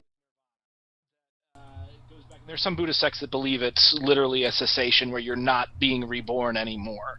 Modern Buddhists don't tend to believe that, or at least not modern Mahayana Buddhists from my sect. Nirvana is a state of mind. It's a way of looking at the world as opposed to another realm of existing or not existing, if that makes sense. So, I mean, Christianity, like, you could have Christianity with an afterlife, and you could also have Nirvana. Like that's one of the unique things about Buddhism is, Buddhism, people of my sect will say it works whether you believe in it or not. and it tends to work with most, if not all, religious faiths and ideas. There's ways that it's very compatible, and in fact, there's a very strong case to be made that Jesus Christ was a bodhisattva. He didn't spread the Lotus Sutra explicitly, but I think he definitely fits the definition of a Buddha and the behavior of a Buddha if you read the Lotus Sutra, which is the other quote that I may or may not read eventually in here. They're saying, Sterling, you're muted in the chat. Do you see that? Yeah, they keep saying they can't hear you on Modern Day Debate. For me? Oh, they can't hear me? Yeah. Okay, maybe I'm just not close up to the mic because it's coming out. So turn it up a little bit. We're seeing nothing but the mustache now. Yeah, my bad. I apologize. I don't think that's it because I could hear you before, so I think it maybe like does on it still the say I'm muted restream right now, or? I have to wait and see if the chat updates in a few seconds. But Okay. so far, yeah, they're still repeating the big muted sign and Sterling muted. I mean, we can repeat the question that you have if you want to keep moving. Yeah, you could say it, and then we can repeat the question, and then that'll work. Yeah, I don't know. We hear you now. It's Neffy says we hear you now. Okay, I don't know what happened. Maybe I just wasn't close up to the mic.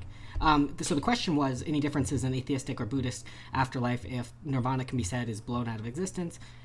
This was by C. Fredo Sarabia. And that's what I just answered. Yeah, that's what he answered. Next one, from the same individual. TJump, saying possible afterlife doesn't disprove. That's what he says. That's right. It's not meant to. You have the burden of proof. If you claim there is an afterlife, you would have to show there is one that exists and isn't just imaginary. So that's kind of the point, is that it's not meant to disprove. It's meant to show that you have the burden of proof. Right. And from the same individual, Seifredo Sarabia, at Mark, where are the souls of those who existed before Christ came for salvation? Is there another route aside from Jesus, or is purgatory not in the Bible? Or is there a purgatory not in the Bible? Well, I'm from the Protestant tradition, so we don't believe in a limbo or purgatory or an in-between. We do believe in a state of sleep. We do believe in a state of sleep where everybody will. Even though we all die at the same time, when Christ calls us up, God calls us up at the final days, He will call us all, and we will all rise together at the same time. So from William Shakespeare to myself will all rise at the same time, intuition with that judgment. So where is that state? Where is that conscience? Well, we don't really know in particular. We only know that there is one, simply because in the confession of our faith, we believe that He descended to the dead. To which then the Apostle Peter mentions in 1 Peter that Jesus Christ had gone there to provide the possibility of salvation for those who have yet to hear prior to his incarnation to the world and resurrection. And then when on the third day He rose, then now the truth, the burden of proof or the truth for that possibility of salvation will be through the gospel of Jesus Christ, which is in the scriptures. Yeah. So that's the Pentecost. That's the Protestant reflection of that. I must disclaimer that there are at least a dozen interpretations of that very statement. I do want to say that in the midst of that dozen interpretations, that is not a non-negotiable mean to say that you believing that radically differently will not necessarily disagree or degrade you from Christianity. The real focus, therefore, is the person and deity of Jesus Christ. Yeah. Right. Okay. Awesome. From Ronald Mendaka, the answer is I don't know, and you don't know either. But so far, there's no evidence for an afterlife. Anyone disagree? Why? I mean, I disagree in the sense that I said before, life continues after people die. You know, somebody's died, a baby's born a little while after that. That's afterlife. That's literally the afterlife. Now, if you want to get into like specific afterlives in terms of reincarnation, we talked a lot about that. But you could also look at, even individual reincarnation. You could see continuity between a life that was lived in the 1300s China to a life that was lived in 2028 America. You know, you could say that that's that pattern. I've seen that pattern again again. And you can consider that the person being reborn, or you can consider that a similar person that just happens to be reborn, that just happened to have been born elsewhere. As far as like my philosophy, there's absolutely no difference in that, and there's not really a particularly good reason to think one way or the other. So just think which way is most you find the most utility in. Mark, I imagine you want to disagree as well.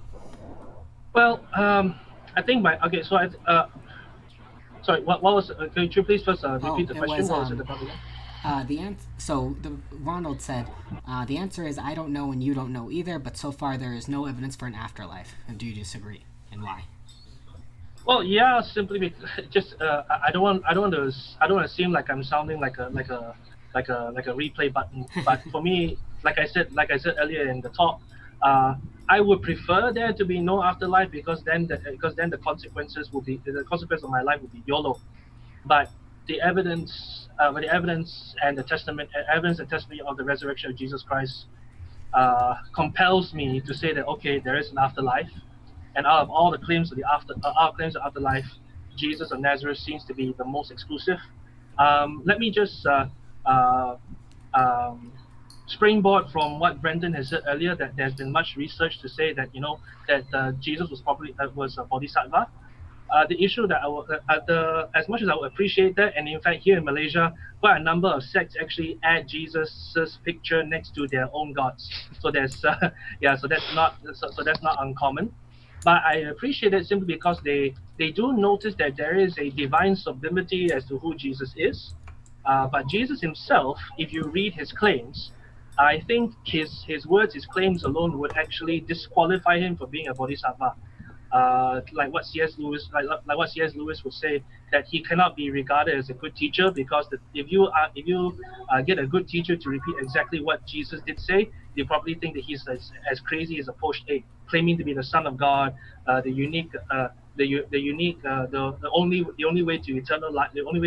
So that would in the end disengage who Buddha is, and then his death and resurrection would be quite a superior claim to say that, not to say that he's superior to other religions sentimentally, but his proof therefore in comparison to Buddhism would be far more extreme as well. So that's why there requires an extreme response to say that Jesus Christ is Lord, and nothing else. I would quibble with that just with the 4th chapter of St. Luke. The kingdom of God is within you. The kingdom of God is within man. And, if you read Tolstoy, there's a number of ways that you can interpret what Jesus said. And, Jesus also said, I am the Son of Man, not just the Son of God. And in that time period, there were lots of people claiming to be the Son of God. So, I mean, you can certainly look at it that way. I try to take a more universal look at the way Jesus talked about himself. There's also, and this is interesting, there's the concept of expedient means, which is big in Mahayana Buddhism. Are you familiar with the concept? Not entirely. I was under Theravada, so expedient means. I do know expedient means is unique to Mahayana and Soka Gakkai. Not just Soka Gakkai, but Mahayana, yeah. So it's in the Lotus Sutra. It explicitly says it like this, and TJ, you'll appreciate this. So essentially, the Buddha will basically lie to you at certain times, but he'll lie to you for your own good. And the concept, actually, this was the other thing I wanted to read. So this is from the 16th chapter of the Lotus Sutra. And he says, good men, if there are living beings who come to me, I employ my Buddha eye to observe their faith and to see if their faculties are keen or dull. And then depending upon how receptive they are to salvation, I appear in different places and preach to them under different names and describe the length of time under which my teachings will be effective. Sometimes I make my appearances, I say that I am about to enter nirvana, and also employ different expedient means to preach the subtle and wonderful law, thus causing living beings to awaken joyful minds. Good men, the thus come one observes how among living beings there are those who delight in the little law, meager in virtue and heavy in defilement. For such persons I describe how in my youth I left my household and attained perfect enlightenment, but in truth the time since I attained Buddhahood is extremely long, as I have told you. It is simply that I use this expedient means to teach and convert living beings and cause them to enter the Buddha way. That is why I speak in this manner. Good men, the scriptures expounded by the thus come one are all for the purpose of saving and emancipating living beings. Sometimes I speak of myself, sometimes of others. Sometimes I present myself, sometimes others. Sometimes I show my own actions and sometimes those of others. All that I preach is true and not false. Why do I do this? The thus come one perceives the true aspect of the threefold world exactly as it is. There is no ebb or flow of birth and death. There is no existing in this world and later entering extinction. It is neither substantial nor empty, neither consistent nor diverse, nor it is what those who dwell in the threefold world perceive it to be. All such things the thus come one sees clearly and without error. Because living beings have different natures, different desires, different actions, and different ways of thinking and making distinctions, and because I want to enable them to put down good roots, I employ a variety of causes and conditions, similes, parables, and phrases, and preach different doctrines. This, the Buddha's work, I have never for a moment neglected. So what I take from that essentially is that the Buddha will not necessarily tell you what is exactly true all the time. The Buddha will appear in the world for a certain time in a certain emanation and give a teaching. The teaching is meant to apply to specific people at a specific time to tell them what they need to hear to get them closer to enlightenment. In the Lotus Sutra, it's likened to a father has all of his kids are in the house and he lies to them and says there's toys just outside the house, go out, so that they run out of the house and the house burns down. Again, Gotcha. and this is from a Buddhist scripture standpoint, but the idea is that when you hear something in scripture, it's not always necessarily correct for you in this time and place. Right. Gotcha. Well, I'm sure we all appreciate that. Very interesting reading again, learning that the Buddha is a consequentialist. So He's a bit of a Lord troll. Jeffrey says, "Hey Breton, how many times do you think that TJump's chair has reincarnated?" The chair? Yeah. Well, I would say that as many times as anything else is reincarnated. I mean, it's all so existence is Brahma. It's everything that there is being reincarnated into everything. So you hear Shakespeare say, all the world's a stage and the men and women merely players. If you go by a Hindu or Buddhist interpretation, it's not just that, but we're also like the audience and the director and the rafters and the rigging and everything. So yeah, the chair reincarnates just like anything else. It just doesn't have consciousness. I didn't see that coming. Okay. I would say that that chair is causing me tanat. Go ahead. Because that chair looks comfortable, bro. Can you shout out the brand so that maybe I can get one over here? Yeah, Mark, you have to friend me. Mark, you have to friend me on Facebook after this. Yeah, it's a Lazy Boy Crandall recliner. That's the brand. Oh wow. Okay, I think I can get that. Harvey Norman's here. Gotta take a look at that. Oh man. Seifredo Sarabia again says, Mark 1, every word counted. All right. Sigifredo Sarabia? Yeah, Sarabia.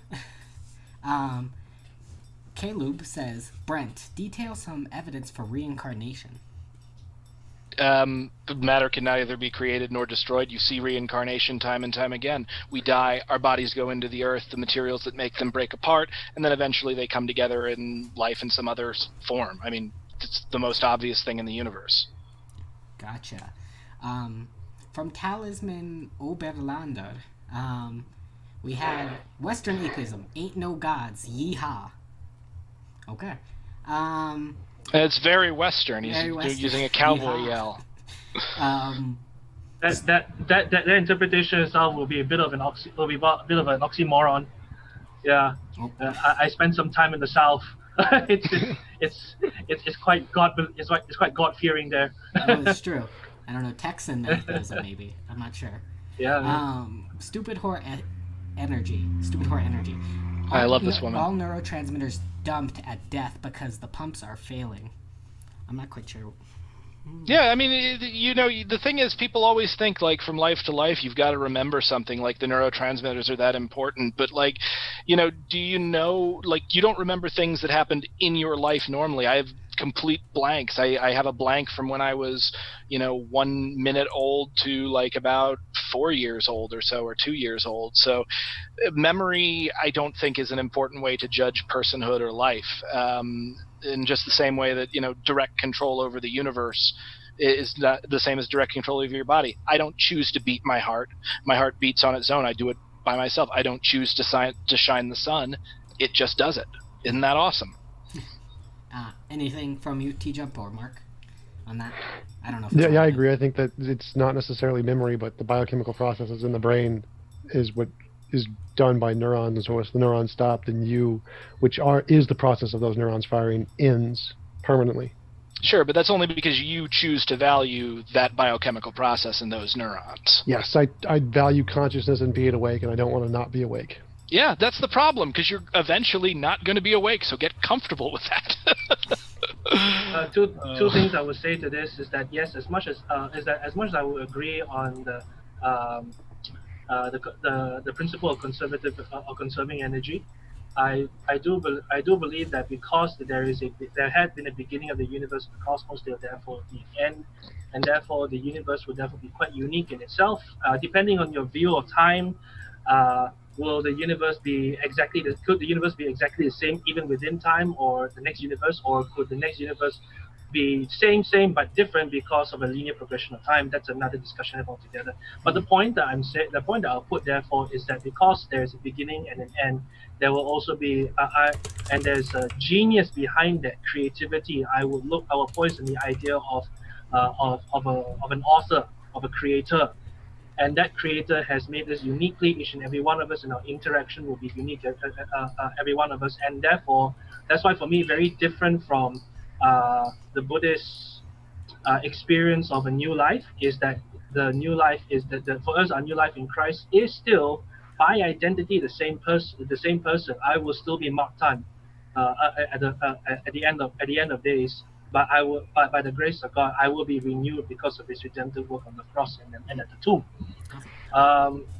So in terms of memory, yes, we will be held accountable, because even if we don't remember, then God remembers. I know that sounds scary at times, but that also poisons a relationship, that poisons an interaction, that poisons a transcendent connection between what we cannot see and what we can see, what we call divine, and us, material. Awesome. Okay. Another question, reincarnation question. Stupid or energy again. Do you think L. Ron Hubbard was a reincarnated Buddha? Yes, because literally everybody is a reincarnated Buddha.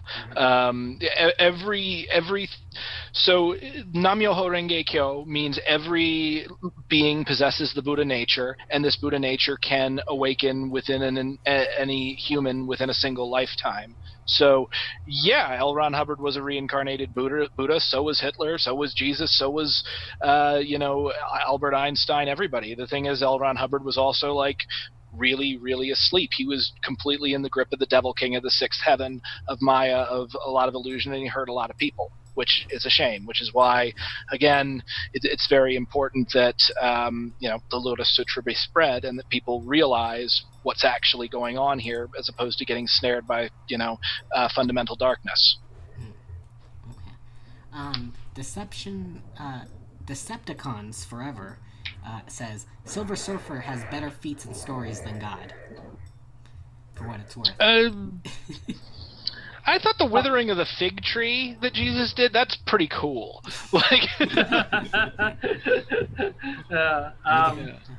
Well, okay, so God's problem with equating superheroes in general to the person that is Jesus is that superheroes tend to be destined to the consequence. And Brendan, you being an author and writer, you will know that the protagonist is as good as the environment in which he is in. If there is no environment, then the protagonist is just nobody. It's just someone else. The issue then, the big difference therefore between the superhero, like any protagonist in a main story, is that Jesus in himself, even before coming into this earth, is a story of his own, and that is in the very nature of who God is. Yeah, so we look at some mysteries, like even for human souls, for example, when God spoke to Jeremiah, he said, "Before I formed you in the womb of your mother, I knew you." So therefore, your consciousness, your existence, before it even began materialistic in this world, is already first known in the mind of God, and that brings a beautiful a connection with us. But let us not forget that it is not that, unlike Silver Surfer, for example, the protagonist is not dependent. Is not dependent on the scenario. The scenario changes and transforms because of Jesus. Awesome. Yes. I like Professor X. That's my. I don't know about him. It's pretty cool. I'm closer to him than any of you guys. Can we just jokingly just acknowledge the fact that Brendan, the Western Buddhist, looks more like Jesus than me, Christian? I do look more like a Buddhist than him. Yeah, and I look like a monk. That's funny, but yes, I will agree with that. I got a tattoo on my ribs and was stumbling around. I was a lot thinner than I am now, and so I got this it's a raven carrying a pair of glasses for my dead friend, and I was stumbling around on one of the best highs of my life, and the guys in the tattoo shop called me Evil Jesus. Man. Oh my gosh. Martin C says, TJump, do you agree both Buddhism and Christianity are essentially happy place responses to deal with a scary reality? Essentially, yeah. Most religious beliefs are grounded in the comfort of an afterlife. Can I nuance that a little bit? I'm sorry? Can I nuance that a little bit? Well, two things I would say is that I would disagree. But for me, is a big burden, Like in the idea of an afterlife, and I go against God in His ways. Then it's not happy. It's not happy for me. The only reason why it's happy because of the redemption is because the redemption and the new life that I can have in Christ Jesus.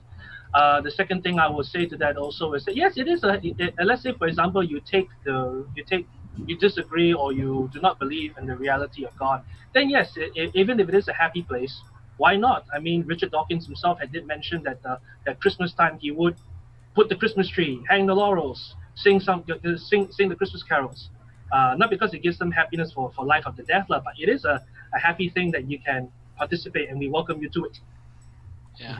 What I'll say about this is there's a certain type of person and certain type of idea that something is real in as much as it hurts. And I think this actually comes from the fact that we don't really get a sense of ourselves until we are in conflict. And you even see it with S&M stuff. And by the way, I'm not kink shaming. S&M's super fun.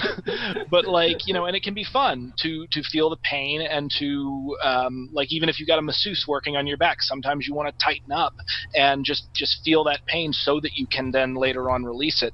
But I don't think that just because something is painful or depressing that makes it true. And I think there's actually kind of a dangerous route of self-harm that I do see a lot of Western atheists go down, because they get this very toxic masculinity. I'm a guy, I'm going to be hard-nosed and face the real awful reality, and then they wind up absolutely miserable.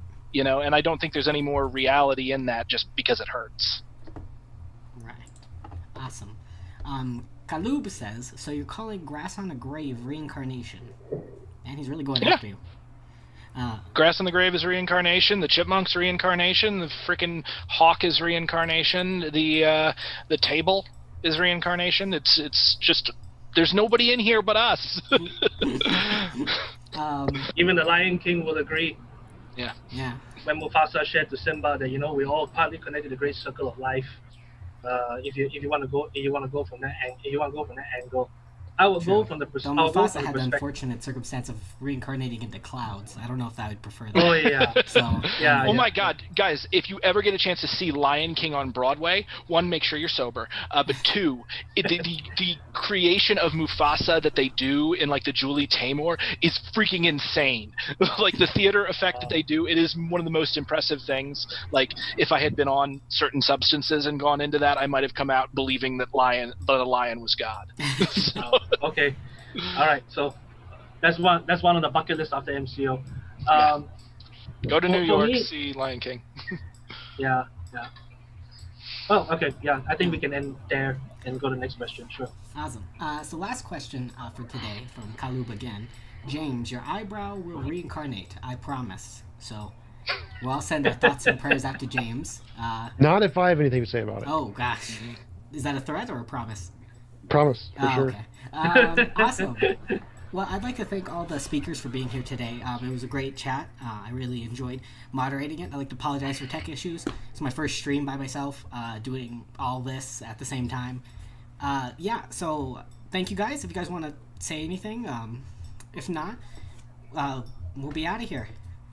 Yeah, thanks for having me on. I appreciate it. Thanks for Brenton and Mark for coming in and talking. I appreciate listening to your viewpoints. I appreciated the quotes. I really like the quotes from the Buddhist documents. I thought those were really pretty.